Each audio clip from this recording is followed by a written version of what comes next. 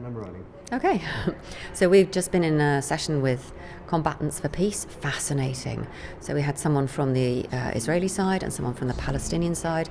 The Palestinian person had to join on Zoom because they live in Bethlehem and they couldn't get through the checkpoints. But what an interesting conversation. I think some of the things that really struck me, the similarities in their stories in so many ways, the similarity in the trauma that they've experienced and were describing so honestly. A few key words really jumped out at me. So one of the words they both spoke about was the word confession. So what they do is they join together and tell the truth, tell their stories to one another, recognise each other as humans. And then that was another thing that really jumped out, was both of them spoke about humanity, seeing the other as a real human, even though they might put different labels on each other.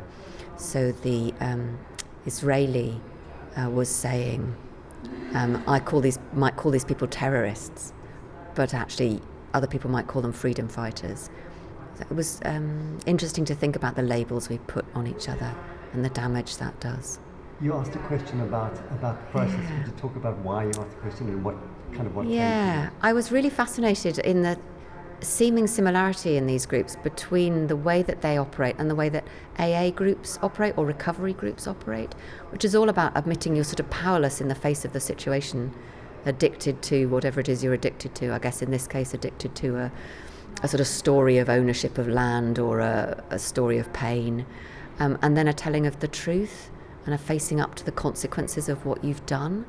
And it sounds like the meetings might be quite similar in that they sit in a circle and go round and tell the stories.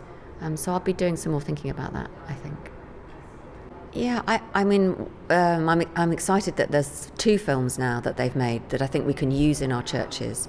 And they are hard to watch, I think. We watched most of the first one and it was a hard watch. Talk about the power outage.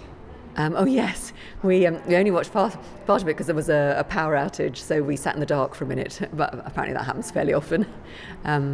But I think those films will be really useful for us. I think also that deep honesty, I mean, we could do with some of that as we tell our truths. We're not so good as that always, are we?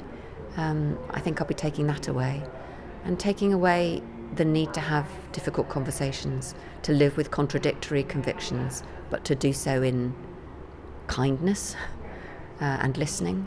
I think those are the things for us. Excellent. All right.